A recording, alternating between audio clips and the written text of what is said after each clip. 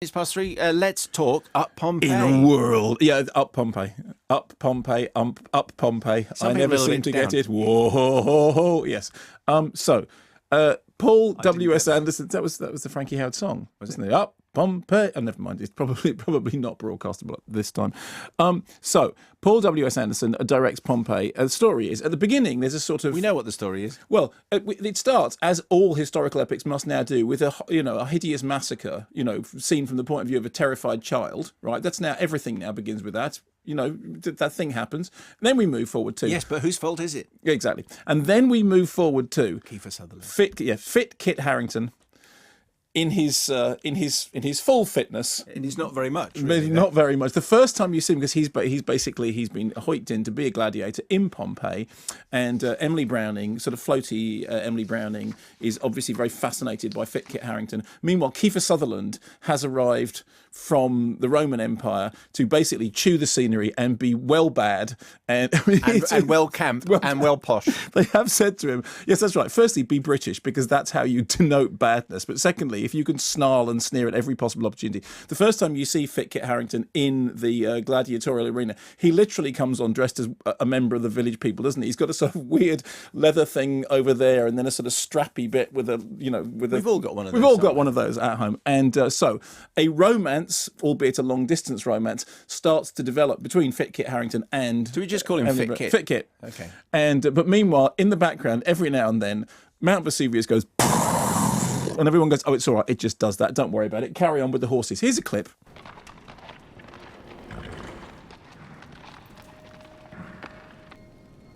How did you do that? I asked him. My people were horsemen.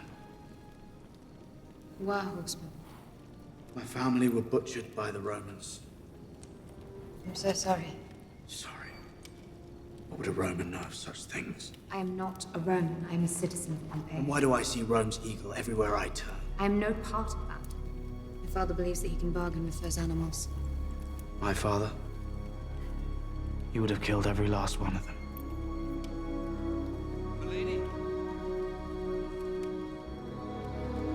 If they catch you up there, they'll punish you. Almost everyone in the movie is from an English public school.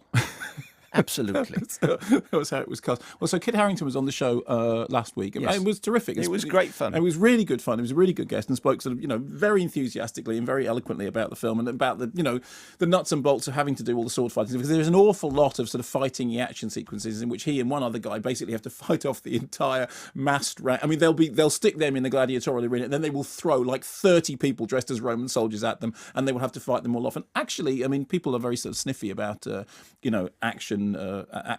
action sequences, but they're very hard to do, and they're all done very well. In the case of Pompeii is laughably stupid, but I don't say that as a bad thing, because heaven knows there are enough films that are boringly stupid.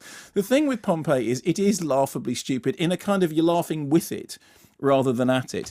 Kit Harington does that, the gladiatorial thing very, very well. He comes on and he struts around and he looks really cool and he kills a bunch of people over there, and Emily Browning goes, and then the Vesuvius goes, and then actually slightly earlier than I thought, because funnily enough, when we talked about this last week, you said, I was so engrossed in the drama that I kept forgetting. There was a moment that I'd forgotten. Was there? When was there any moment that you possibly forgot that what was about to happen was that the mountain was going to blow up? I can't remember.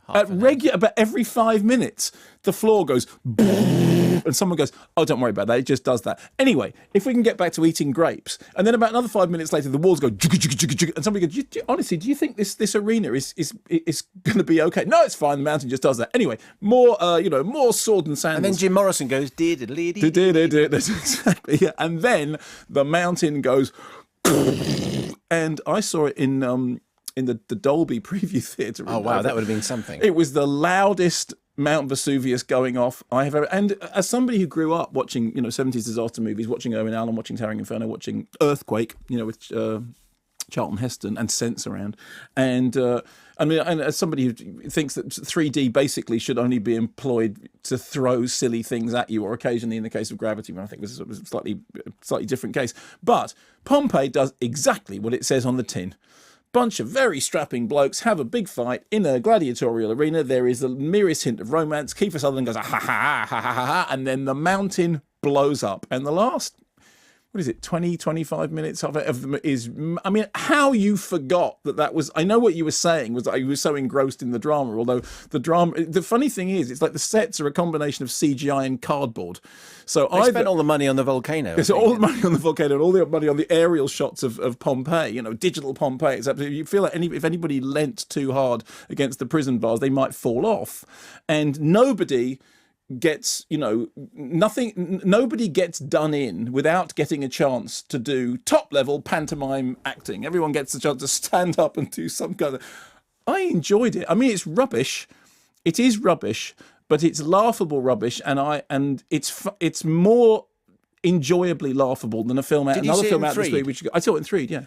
And it was, who doesn't want to see a volcano you exploding? love the 3D. Well, the ash, which was referred to earlier, it does its floaty business. The floaty. And it explodes and it comes... And there was one bit, I mean, this is so naff, but there was one bit in which one huge big boulder of flaming molten lava came whooshing to the screen, and I haven't done this for a long time, went, oh, you sort of slightly flinch out of the way because you thought, like... Very good. It is Paul W.S. Anderson's second best film, which I know sounds like damning with the very faintest of praise, because it is not Event Horizon, which is actually still a very, very good film. But it is enjoyably stupid. It's enjoyable, so go see it. And you know exactly what you're going to... Oh, plus, it is also one of those movies when if you eat the loudest food in existence, that's true, no one will hear you. If you've got a strawberry pipe, you can probably get away with it, because people will think, oh, look, that's just a molten lava. One of those special effects. Because you think, halfway through the film, you think, oh, this is Ben-Hur. They think, no, it's Earthquake. No, it's the day after tomorrow. It's everything. It's Gladiator. It's Gladiator. There's a whole section of it in which it's Gladiator, in which you go, that's the classic Paul W.S. Anderson thing, isn't it? It's a whole mountain's going to explode, but that's not enough. Let's do a whole bunch of other films as well.